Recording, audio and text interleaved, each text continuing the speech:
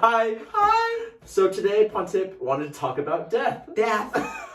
Suggested. Yes. So, yeah. So just recently, there have been a lot of death, meaning just yesterday. In your experience. Yeah. So, as you know, an intuitive life coach, you just go through a lot of, there's just a lot of things that happen in people's lives and things like that that you don't really get to see if you are like if you're a computer programmer, you don't hear about death, you don't hear about that a lot. Yeah. But in my world, recently, just yesterday, somebody, very young passed away. And then today, somebody was talking about, being suicidal. And I just, wanted to talk about death because death is something that people don't like to talk about. In Asian cultures and other culture as well, it's just tabooed and you just don't talk about death. And the ranges of what I want to talk about death in the time that we have on this earth, because we all don't know when we're going to go. Yeah. And then death of just every single moment that we're in death as well.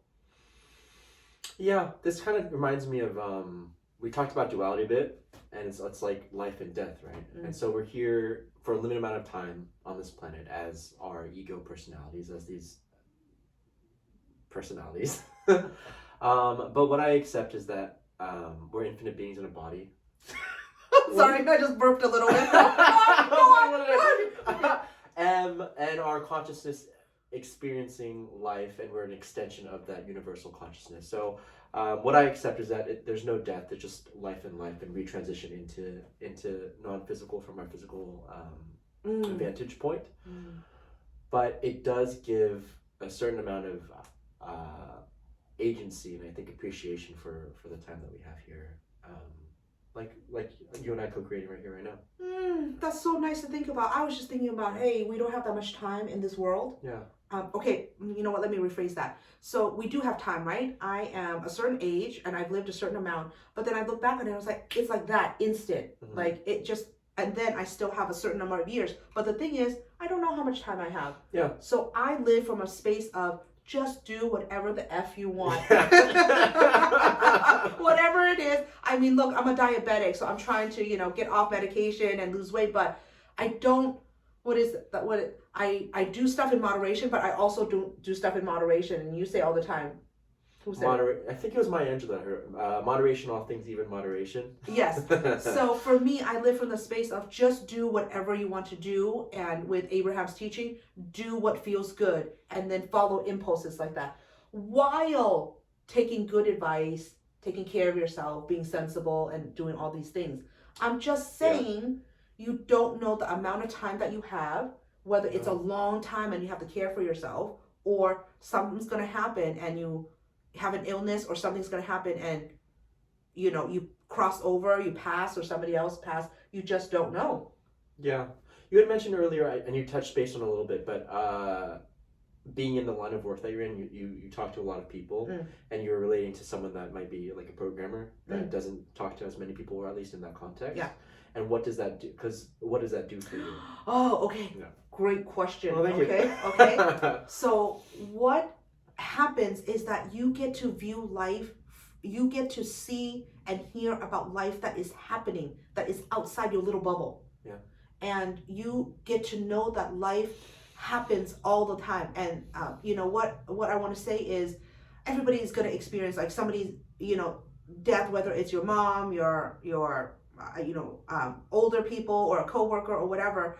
But I get to hear about just the amazing range of the human experience, just the amazing range. And to know that we all, from the perspective that I come from, that we all, again, live in such a way that is programmed into us and trying to come out of that as well. And then it reminds me of traveling as well. When you travel, you get to see different culture. You get to see people live differently. Yeah. And that's not the same as staying in where you are, doing the same thing all the time. Nothing wrong with that. Nothing wrong with that if that's what you choose. Yeah.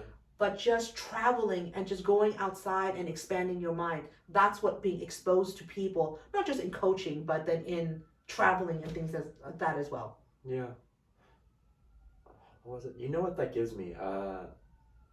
That there's no, as I accept, there's no, and I've heard Abraham talk about this, there's no one keeping score like that, where it's, quote unquote, you do the right thing, or you self-sacrifice and you live for other people, and you think that I'm racking up brownie points, and it's not really how that how that works. And I accept.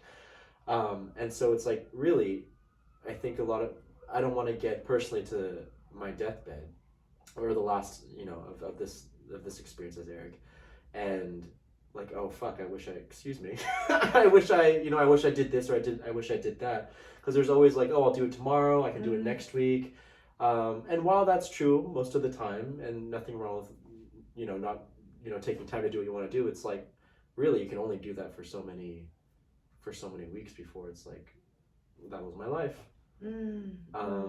But not to inspire fear, because I think no, I you want can to never say get that it wrong. Yeah, it's not from fear. Yeah, it's not from fear. It is knowing that you came here to live a certain way. You came here to experience certain things, and it's not. And it's different for everybody. Yeah, it is different for everybody. But I mean, I don't mean to put fear. I mean, just you don't know the amount of time, so do what you want to do.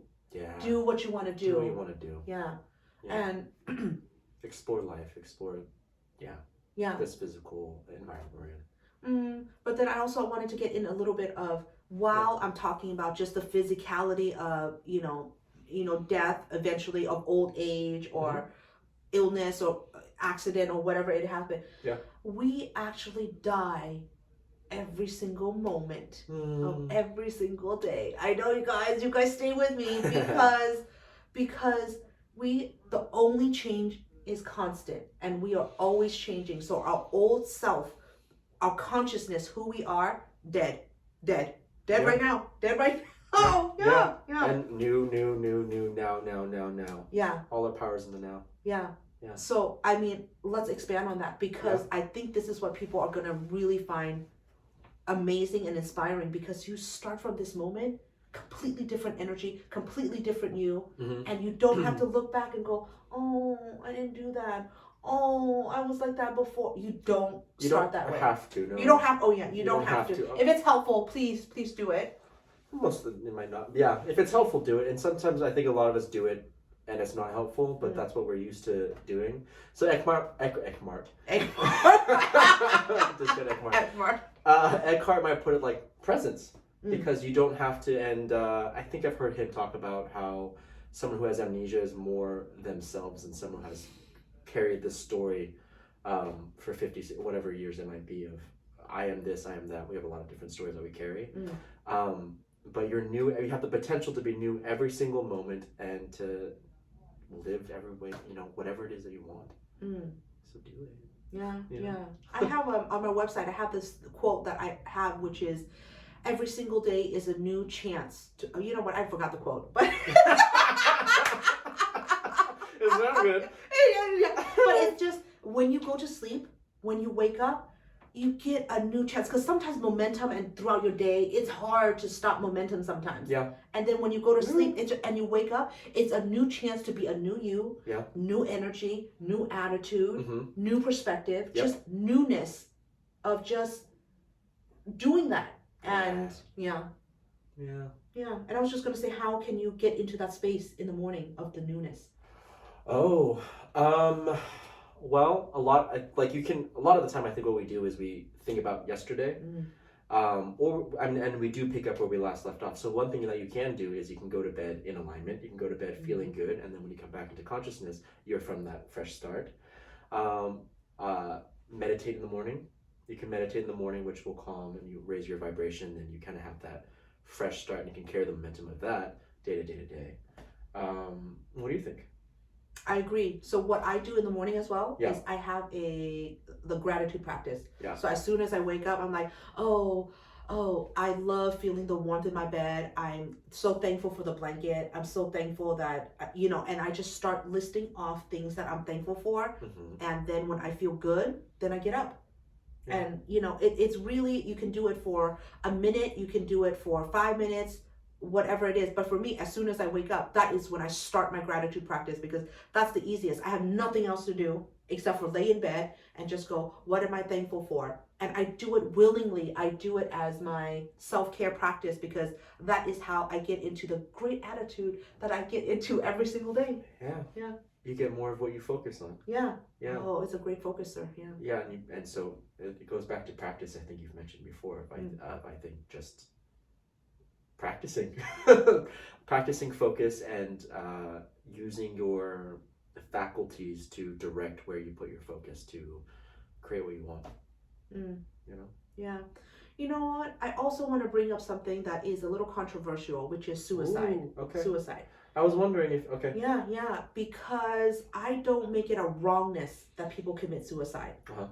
I also, understand that when somebody attempts suicide and they're still here, they are actually more joyful because they really didn't want to commit suicide. They were just suffering so much that they just wanted to stop the pain. Yeah, I think I watched a short video or a doc once, and the person was interviewing people who had jumped off the Golden Gate Bridge, and every single person that he had interviewed said the moment they jumped off the bridge, they thought, I could have done something else. I could have changed something, but I didn't have to do it this way. But do you want to expand on that a little bit in terms of you don't make it a wrongness? Because I don't make it a wrongness because it's everybody's choice. Everybody's choice to come into this life, to take their own life. It is your life to do with whatever you choose. Yeah. I just don't make a wrongness out of it because I've wanted to do suicide. Like 10 years ago, I think it was 10 years ago. I don't know how long it's been, but it's been a while. Yeah, and I was there too. Yeah, and not everybody, I shouldn't say everybody, but a lot of people, and I want to say it's normal. I think it's normal and common to have suicidal thoughts because you might not want to really kill yourself. You might just go, I just need a break from being me for like a day. You want the pain to end. You want the pain to end. And you don't know how to make that stop. Yeah. Yeah. Yeah, and you know what? I'm going to tell you how to make it stop right now. Call somebody, talk to somebody, walk. Believe it's possible. Believe it's possible. Yeah, because it is. And you're not alone. I mean, this is why there's therapists, which, there's life coaches, there's friends, there's strangers. There's just so many ways to connect, to know that you're not alone. And just, I hope whoever is hearing this and needs to hear it, you're not alone. We all, again, I don't want to generalize, but a lot of us have these thoughts. We just don't talk about it. Yeah. Yeah. I read an article, I think a couple weeks back by Tyler Perry, and he was saying, like, I'm an example of if on the other side, it is possible. And it reminds me of, like, something I heard Maya Angelou, like, how do you know? How do you know that your life is not worth it? How do you know? You haven't given yourself that time, that opportunity. But I'm like you, I don't, I'm not endorsing it like yeah, dude. No, we're not endorsing it. No. But we don't make a wrongness out of it. Right. No, we don't. No. Because sometimes people might believe that is their path of least resistance to get what they want. Yeah, and you have, again, the people who choose to do that. The work is for the people that they have left behind, right? Because it is painful. It is painful, and it is like what we don't know. And this is why people get into advocacy as well, saying we don't know the signs. We didn't know that somebody was depressed, or we didn't know that somebody was in that much physical pain. Yeah. And it is just a learning experience for everyone involved. Yeah. I almost don't. I know somebody's talking outside and it's distracting. Do you want to end? Somebody's talking outside? Yeah, if we want to, okay. Okay. You guys, we do not want other people.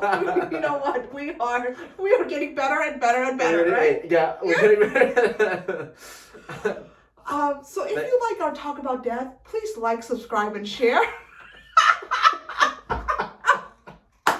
We're making lightness out of it. It's all, yeah. We're all gonna die. We're all gonna die. It's true. One day. Yeah. Yeah.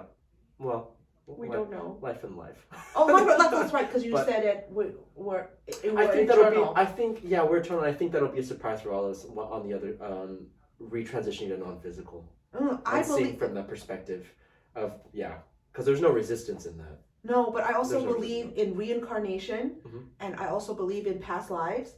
I also believe that if I die, I'm going to come back to Eric if he's not dead yet and give him the lottery ticket number so he can be rich. All right. All right. Okay. What is our tagline? May you love and be loved. May you love and be loved Yeah. conditionally or unconditionally. Just love. Mm. Mm. Bye. Bye.